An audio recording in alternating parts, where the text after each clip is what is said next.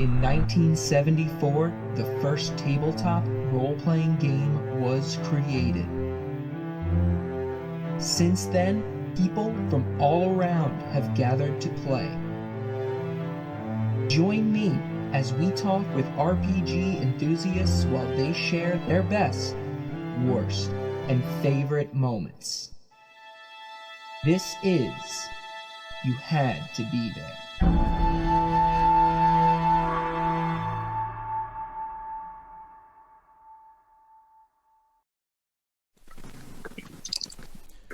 Hey everyone, welcome to You Had to Be There, a D&D storytelling podcast. Before we get started, I was going to do some announcements. The music for my intro was created by Michael James Magee. You can follow him on It's MJ Made on Instagram or SoundCloud. And my logo for my show was created by Nicole Summers from the Reliably Chaotic Podcast, which is a D&D campaign podcast, which, from what I've heard from them, they've been getting some boosts. So if you've been listening to them from this podcast, kudos to you, because it's a lot of fun. And then we still have that from my past guest, Matt Hogan, is still doing that D&D Monsters and More Facebook group, is still doing that big giveaway. So if you've joined that group on Facebook, go to the announcements, look at those parameters. One of those is tell him why his episode of this podcast is called An Absolute Lemon. So if you've listened to it already, you're one step ahead. And finally, if you want to be a guest on the show, you can reach out to me. Just follow us on Twitch or wherever you get your podcasts. And just send me an email to youhadtobethere, dndpodcast@gmail.com. And that's D&D with the 3 letters, not the little symbol there. And that will bring me to my guest today is Magee. Right? Magee? Is that how you pronounce it? I should have asked that before the show. Thank you so much. Okay, awesome. Nice. So, before we even talk about Dungeons & Dragons, from what I heard, you are an actress, correct? Correct. Yes, nice. Actress, voice actor, and improviser. Excellent. So, when did you start kind of getting into Dungeons & Dragons? When did that all start for you? So not until adulthood. The first time I played was about 4 years ago, 4 to 5 years ago, actually. And it's been sporadic here and there. But I had a partner at the time who was really into it, and they got me into Magic the Gathering. I was already a huge nerd. I played like JRPGs, like Pokemon, video games, mostly like games gamer, and like fantasy novels. So he was just like, you would be great for D&D. You would love it. You already know how to build a character, so we should get a campaign of friends together. And it was all actors. Right. Okay. I think I was the only person who'd ever played for the first time in that group. But how many years ago was this when you first played? I think it was about 5 years ago. 5 years ago. So was this 5th edition or a different edition? 5th edition. It was the Lost Mine of Phandelver. That's 2 in a row Classic. Of their first. It was my first campaign. It was my last guest, Lexi's campaign, and it's a good one. It's a good one. You can't go wrong with a starter kit, and that's what a lot of people go for. So, nice. So, what did you play as your first character? A half-elf druid named Riley. Half-elf druid. Very cool. Riley. Yeah. I like that. So what was Riley like? I think because I was nervous, I think she was kind of just a lot like me. I didn't branch out too far into any crazy characters. Even in like traditional gaming, like in Skyrim, like I'm never a crazy fighter or anything. I'm mostly like a mage who kind of pokes from afar and sneaks around rather than engaging in combat. So I just was like, I want to focus more on the character development. And honestly, for the first game, like just knowing all of the spells and when to use them and how many hit points I had got confusing. So I was like, I just want to focus on making a character that I think is interesting. So I gave her all this crazy backstory that never came up for the most part. Like I had like a half brother who was a human and a half brother who was an elf. And I had this little mini goal of finding them throughout the campaign. It never happened. Right.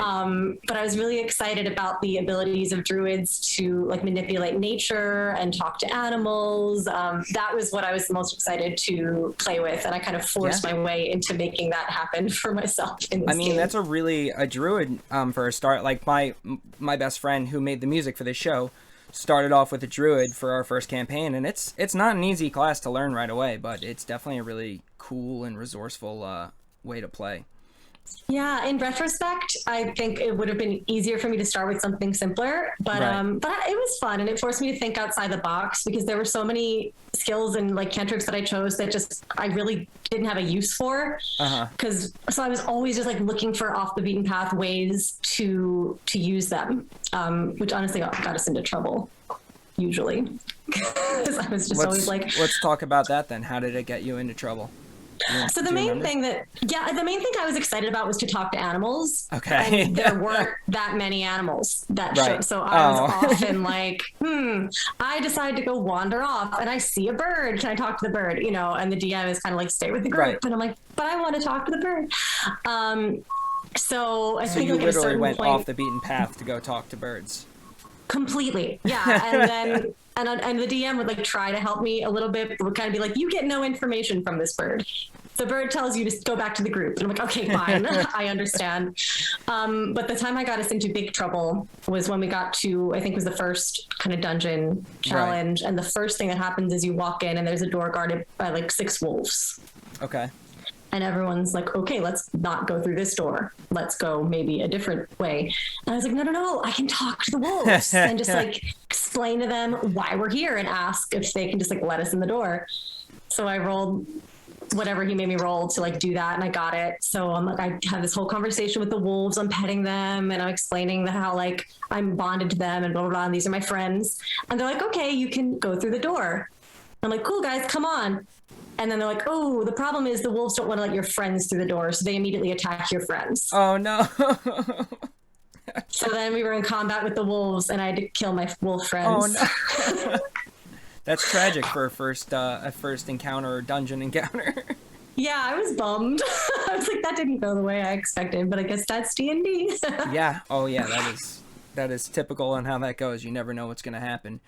So when you're now, like, as you've been playing throughout the times, when you make characters, like, how do you incorporate with acting / character creation? Like, what is your kind of a plan of attack now? Because like you said in the beginning, and I know that's like for everyone, you make a character, but you don't really know what you're doing. Now that you know, what's your like plan of attack when you make a character?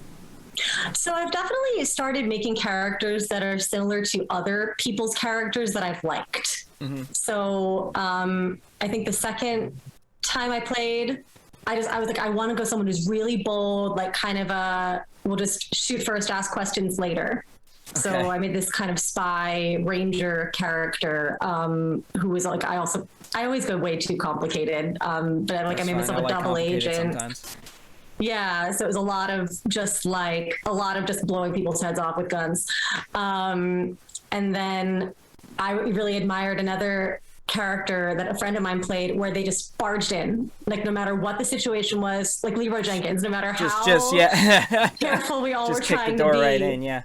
They just barged in. So I'm like, that would be fun. So I had a character who was my version of that named Annabelle Grace Dubois, who just came from a rich background and she thought that anybody could just let her in any place she wanted. And so she would always get into trouble and then kind of have to charm her way out of, just bursting into a cave full of warlocks who didn't want her there or whatever. I like that though. I like the southern flair, but like it's a different take because usually you think like proper and stuff, but she's like takes what she wants kind of woman, I guess, if that's what you're going for.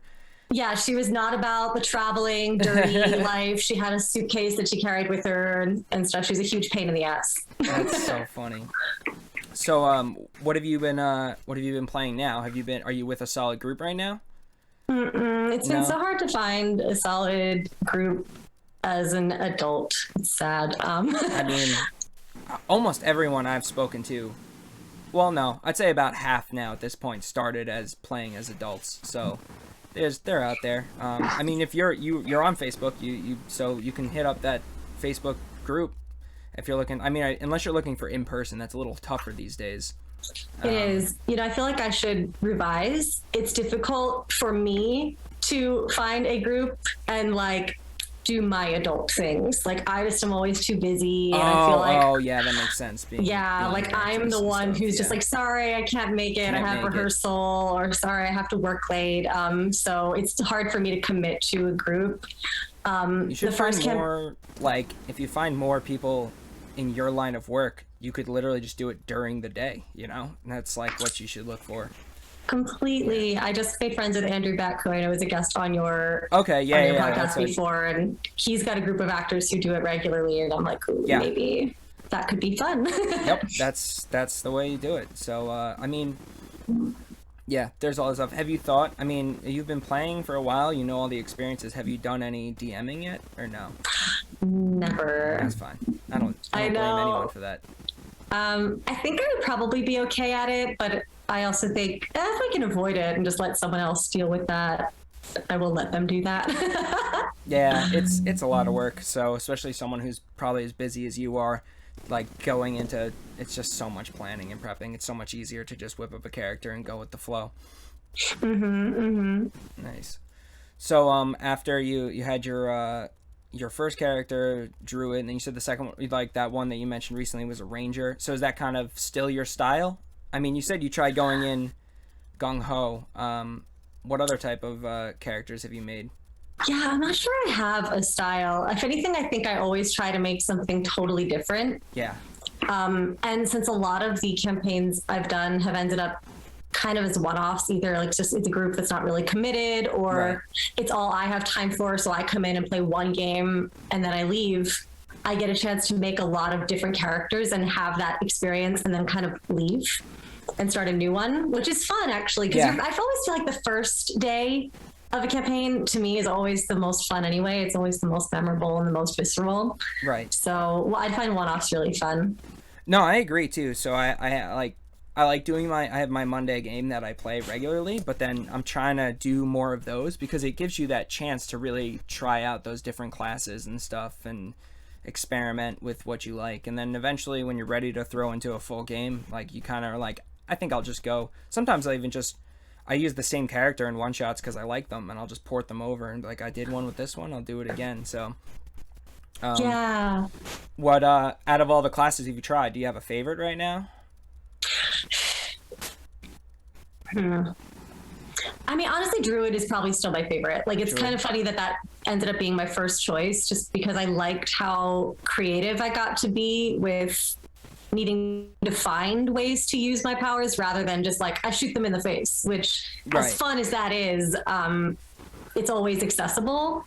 And so kind of being out and being like, okay, I need to find a patch of earth to like grow a spike, thicket around them to trap them. Spike growth.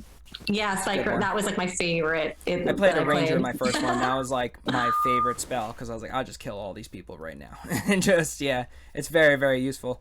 And like bark skin, I remember I just had fun with. Just like the idea of just like really walking around as a tree and not taking damage.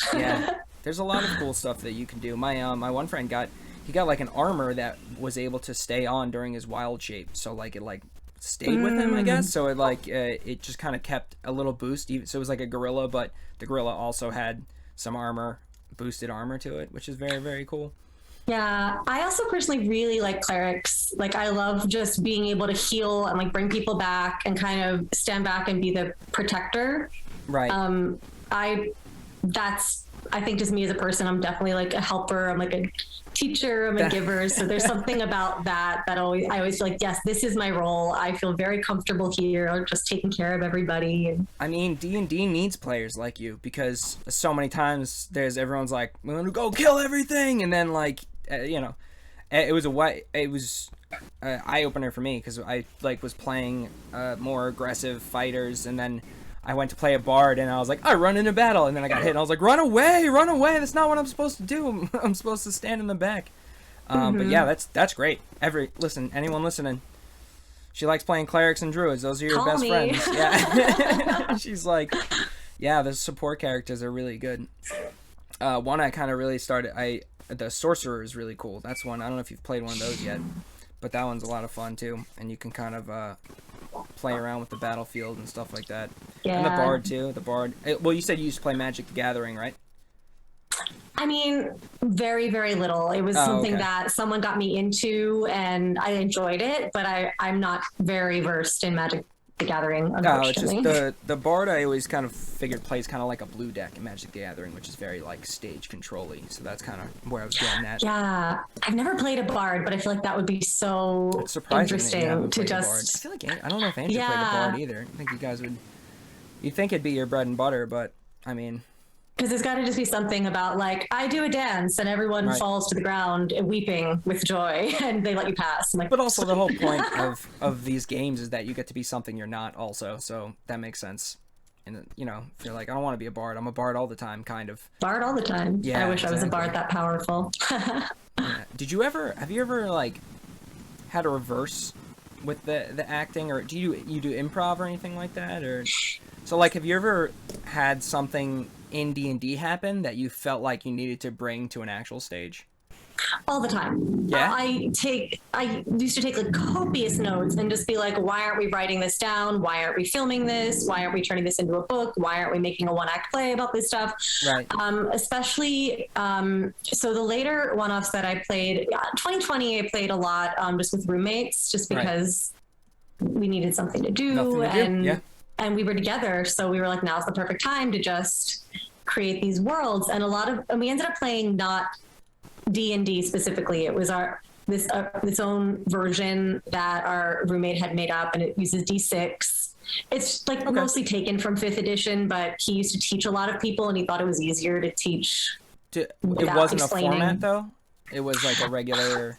It's kind of like a made up format. Okay. Which I like, but it's, there's other tabletop role-playing games. Like, I don't know of other ones, but I know there's one called Monster Hearts where you do D6 rolls.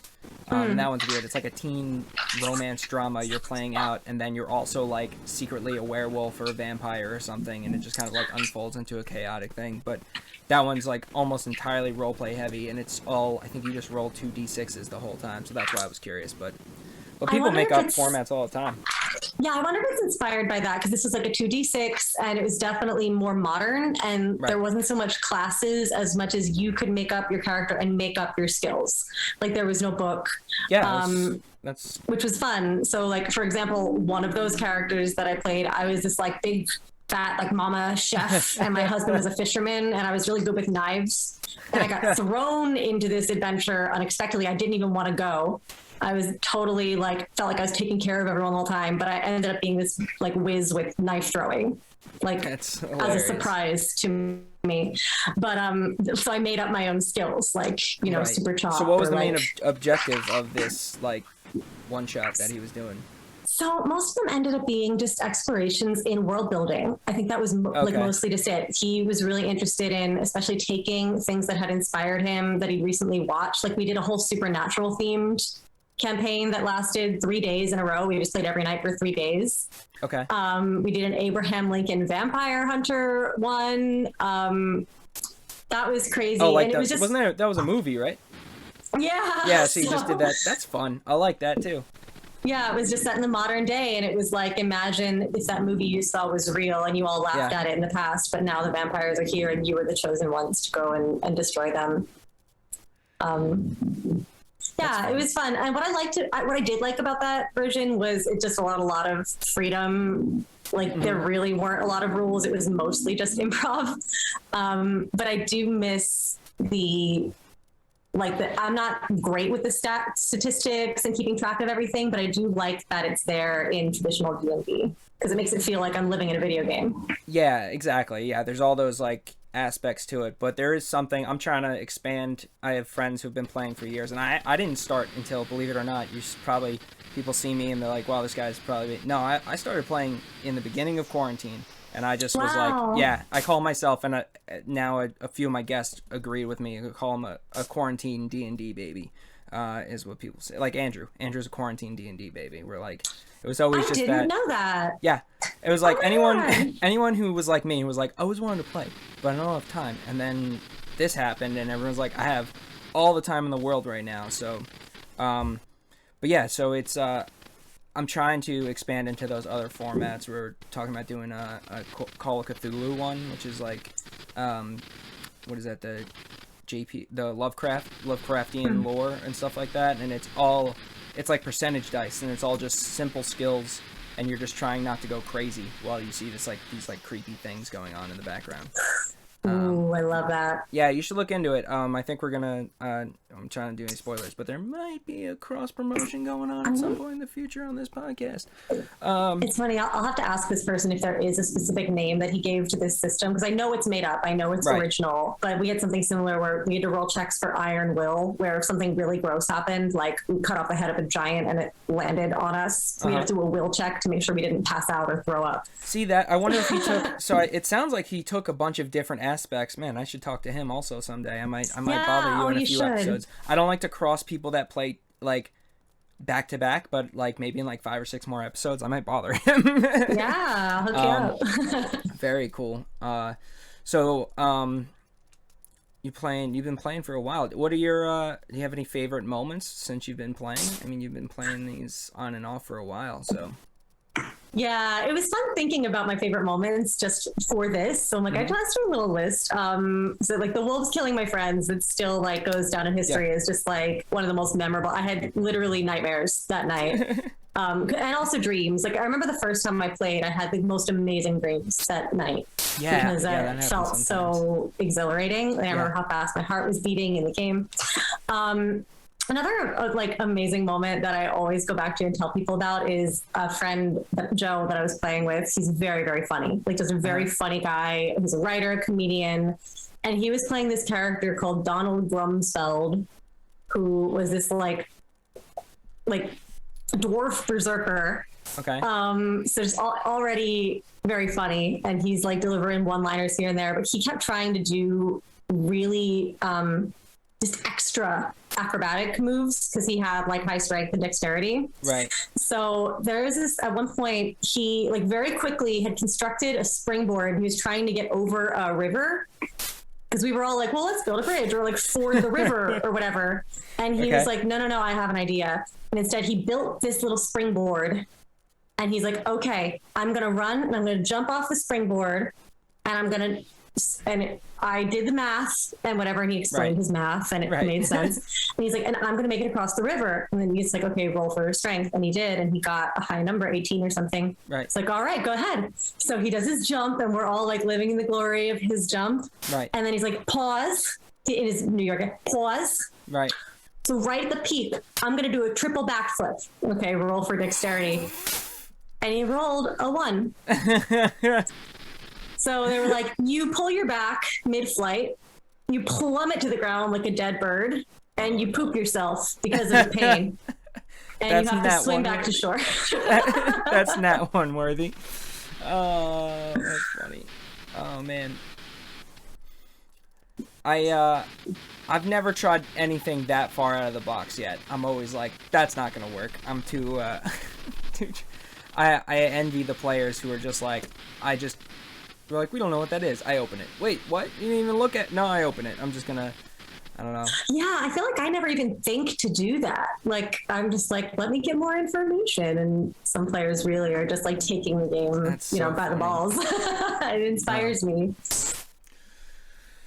Nice. What about any of your characters getting in some sticky situations other than the wolves? Back.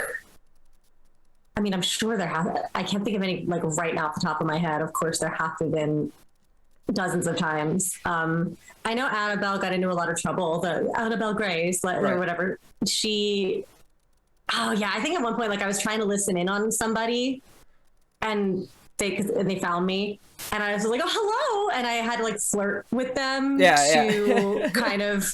And be like, oh, I was listening, but just because the sound of your voice is so manly, or whatever. And I was able to luckily roll my way out of being murdered. Yeah, that's always good. I mean, because I'm actually, I don't know if Andrew told you, I'm a stand-up comedian also, but like checks out. It took me a while, because in the beginning I was just like, no, we're just gonna fight things, and then it was like content, like story, and I was like, I don't know, just fight stuff. But I've been getting more into like really getting into heavily into role play, and someone actually, have you in your games, I know you haven't played too many lengthy games, have you gotten more like any like romancing, like actual kind of real role play like that in any of your games? Like you said, you said you're married. I live with my partner. Oh, you live with your partner. Not married, but like, Do in New York, play basically. Together? Yes, yeah. Okay. So when we were living with these other roommates, it was two couples, and the four of us would play together, which was fun. But I haven't had a real romance develop in any of the recent games, but in the very first one, there was an NPC that we kind of kept coming back to at the bar, who the first time we met, we needed to charm our way in. I always go for charm stuff too. And whatever I did, I rolled a 20, and it was just like, he's in love with you. And his name was Steve, I think. And the DM kind of just intentionally made this character keep coming back.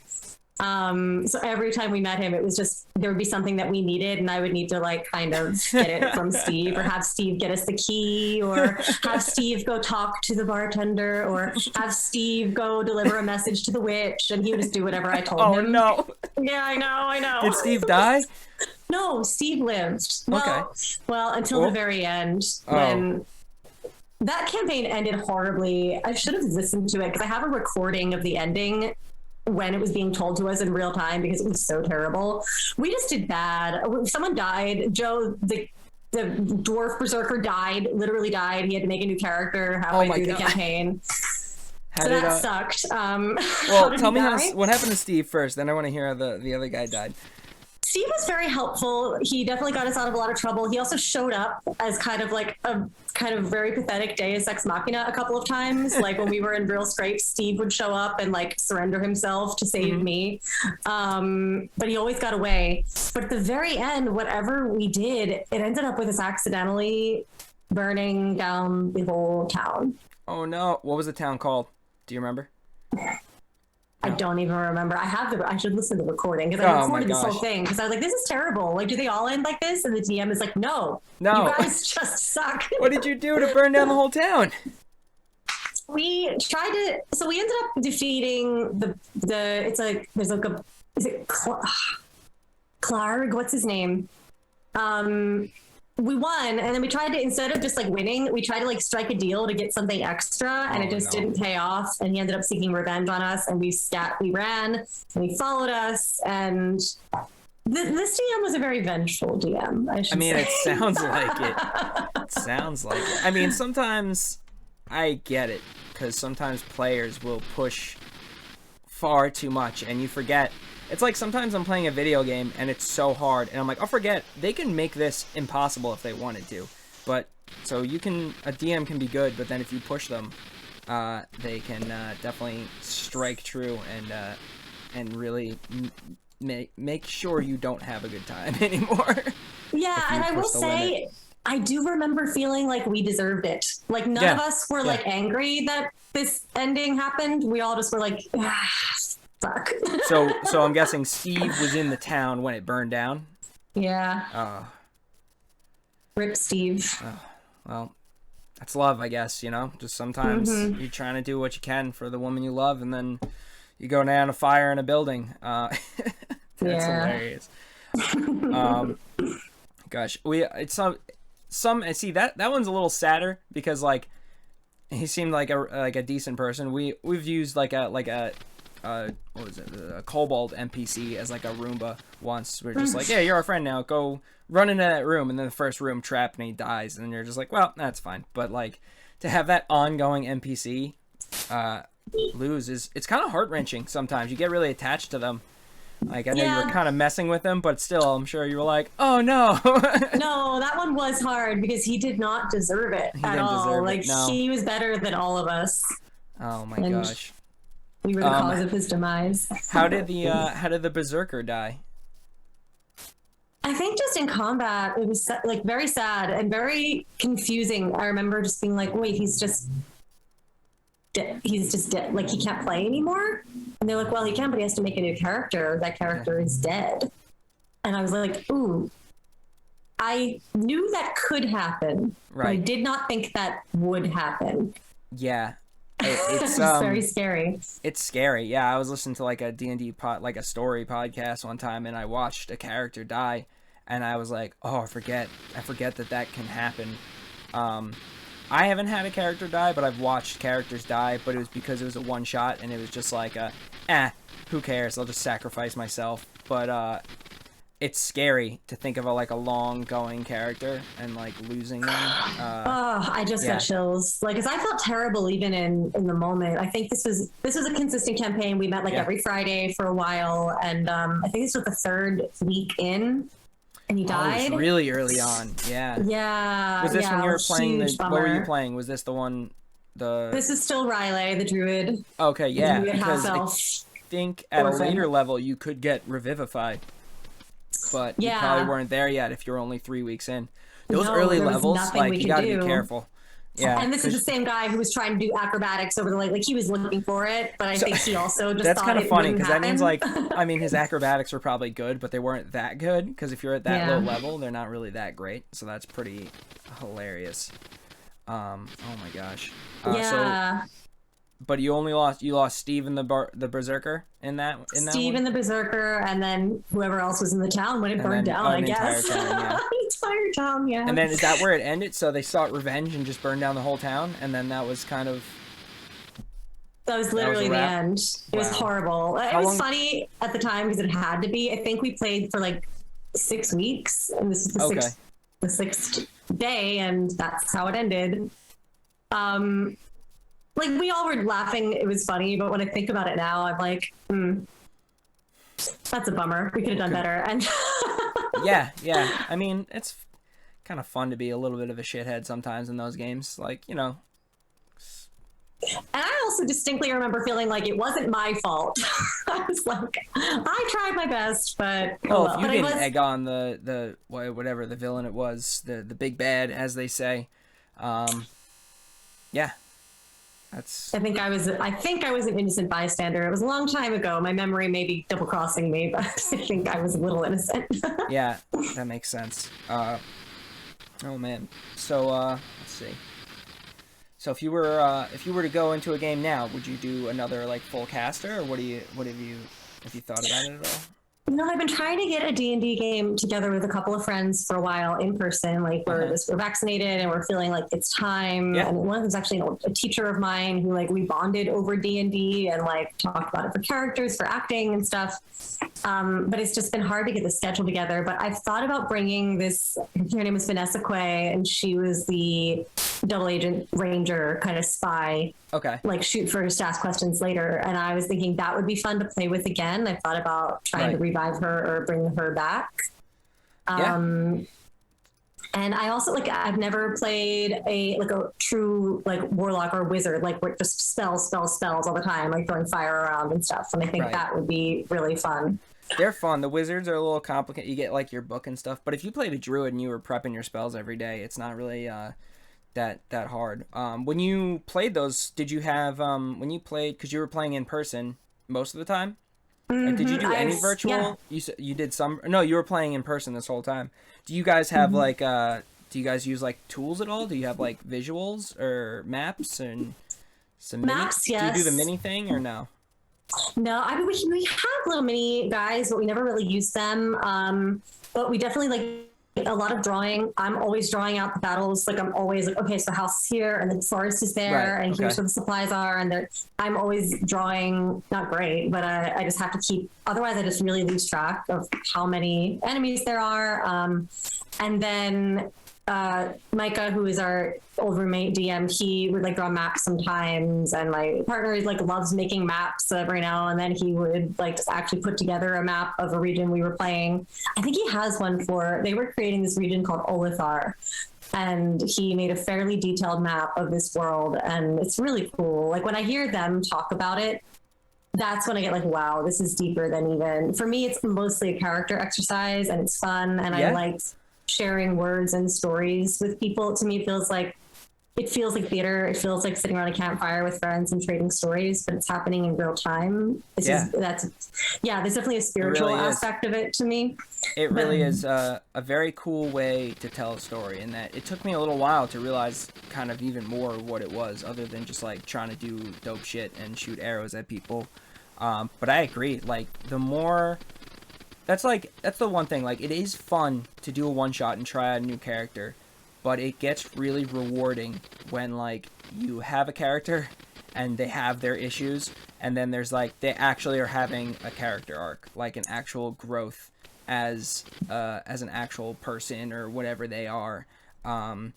And I really like, for the first time these past few weeks that I've been playing, I've actually had that happen for once. Like a character that really started off as such an asshole, and now he's like becoming a good person, and he's falling in love, and it's just like this, all these things of like, oh my God. Yeah, it's really cool, and it makes me, I've never done acting in my entire life, but like it makes me feel like I am part of like a writing story in a movie. And then it's so frustrating because I'm like, everyone should see this. But like there's like you were saying, you write down these stories and stuff, and you kind of like do all these things.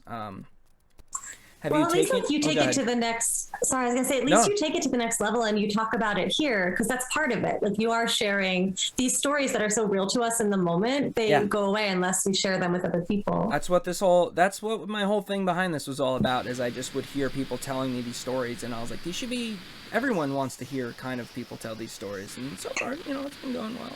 It's more just for me to do things, but it has been a really good experience. But I'm excited to hear. I'm excited to talk to people like you and Andrew who already had that mentality of like building stories and creating stuff. What I was going to say is, you said you recorded some. Have you actually put any of these into like play, as far as like working on a story behind it or a character behind it in your like improv things or anything like that? No, truly the answer is no. I've thought about it, and I have these thoughts of like, this is really good. We should like jot this down and make something. But I've never taken any action on that. That's tough.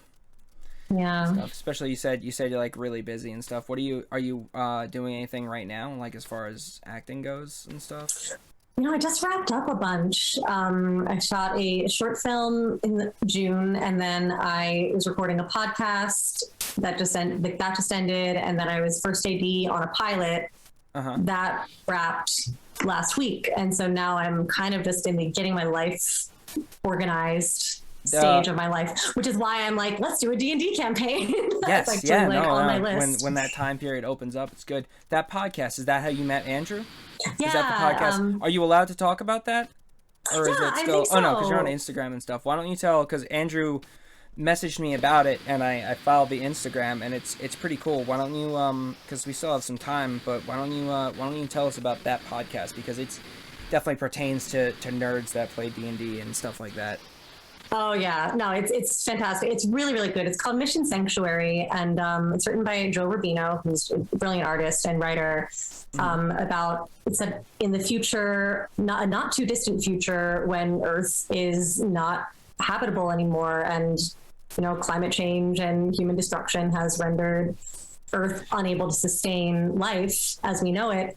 So most of the humans, unless you're rich enough to live in one of the parts of Earth that is still able to nourish you, have to live on colony ships in space. And there are sects of each of those ships that are on a different ship, called different ships of Mission Sanctuary, that are out there trying to find a new home for humanity before we run out of fuel and oxygen.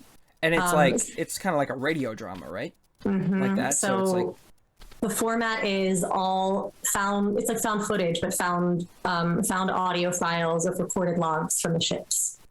That's really, really cool. And then are you putting it? It's like an ongoing series. Have you just been recording episodes one at a time, and you're gonna eventually? How are you planning on releasing it and stuff? Do you know? That would be an Andrew question, I think. He's the big producer man. But all of the episodes are unique. None of them have, at least as far as I know, the same characters. It's all different ships, different missions in different areas of space. So, yeah, that's a cool style of like a show. They're like a bunch of mini episodes of like things. How long are the episodes each? I guess probably about a half hour. About a half hour. Oh, nice, cool. So just quick listening, stories. Quick little bites. Mm-hmm. No, that's really cool. And then obviously you've just been voicing a bunch of the characters on that. Just the one, but it was. Oh, just the one so far. Okay. Got to. It was a two character or three character story. This one, and it's myself and Austin Pendleton, who is just like legendary. So I got to work with him, which was so cool. He was like one of the main purposes of doing this, right? Because his experiences. Yeah.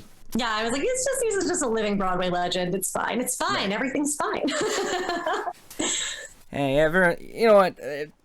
Sometimes people just have better jobs than you do, or I do, and and I mean, you have almost the same job, but like, you got the promotion, I guess, you never know. You never know. You never know. I was gonna think of some. Oh, well, because that's kind of like.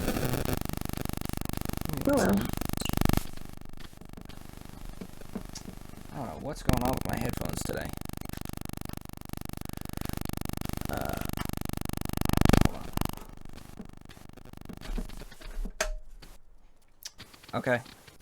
Yeah, that fixed that. Okay. Technical issues, you never know. So because you're doing something kind of sci-fi, have you thought about doing, because there are sci-fi like D&D stuff? I think that would be so cool. Yeah. We have this, my partner and I have a world that we've been creating for a character that my friend dreamt about called Jonesy the Gunner that I want to play. And we're in the process of writing this script. And like, we've thought about turning that into a podcast. We've thought about turning that into like a D&D world that we could play in. But yes, anything in like Firefly inspired, like steampunk sci-fi would be so cool to explore in, even if just to practice living in that world as a different character, to bring that experience to this acting character that I'm writing.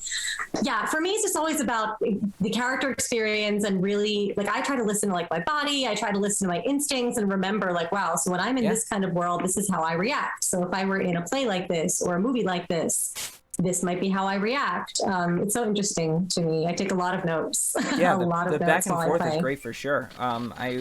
Because people are probably yelling at me because I call it D&D. It's probably a different just tabletop role-playing game in general, but there's a lot of like cyberpunk, or just all those, like you said, steampunk. If you like steampunk stuff, I mean, one of my favorite classes in D&D is the Artificer, because it's like a steampunk wizard. It's like more new class, and it's like you get some wizard spells, but all of your abilities are like mechanical. Like, you're really good with tools, and you can build like little robots and stuff, and you can have like, some of them have like magical armors or a little robot that follows you around. So that might be up your alley for your next character as well, especially if you're getting into like that a little kind of borderline sci-fi. I love that. Like and then there's another like weird class that has only been mentioned to me, and I think I understand it, but it's Geomancer, and essentially just like controlling the earth. Geomancer. Yeah, and it's not D&D. It's like a different one of those subsets. It might be Pathfinder?